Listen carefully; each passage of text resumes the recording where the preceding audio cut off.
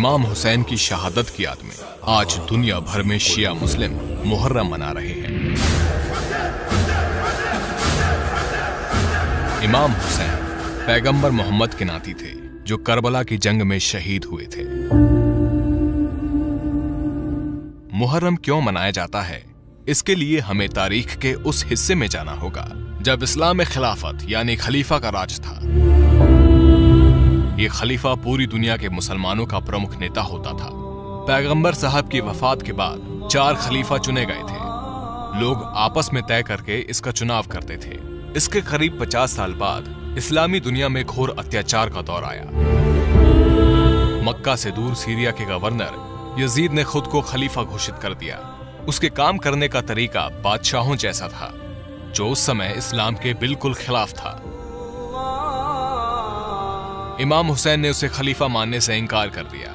इससे नाराज यजीद ने अपने राज्यपाल वलीद पुत्र अतुआ को फरमान लिखा, तुम हुसैन को बुलाकर मेरे आदेश का पालन करने को कहो।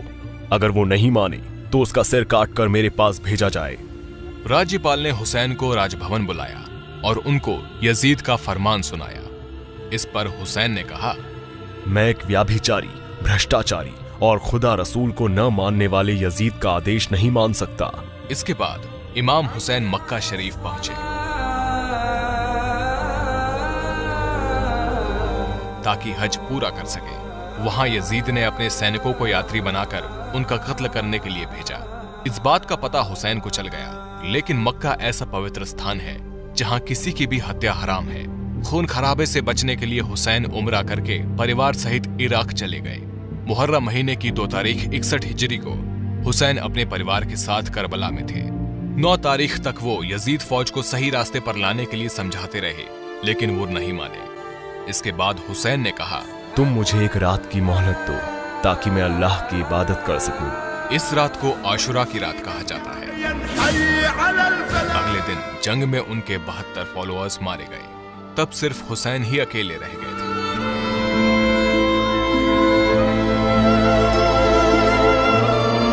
तभी उनके खेमे में शोर मचा।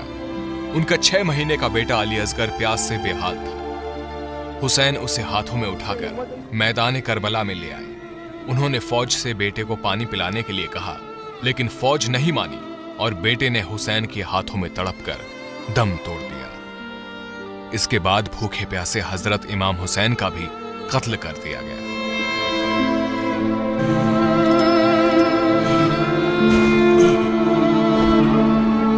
हुसैन ने इस्लाम और मानवता के लिए अपनी जान कुर्बान की थी। इसे आशुरा यानी मातम का दिन कहा जाता है।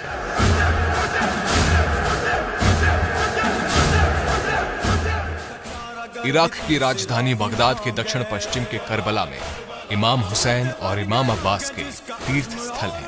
स्पेशल रिपोर्ट दैनिक भास्कर.com की रिपोर्ट।